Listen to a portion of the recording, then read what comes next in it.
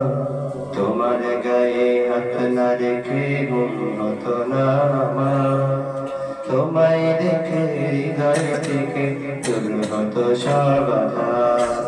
তোমার গায়ে হাত না রেখে ঘুম হতো না আমার।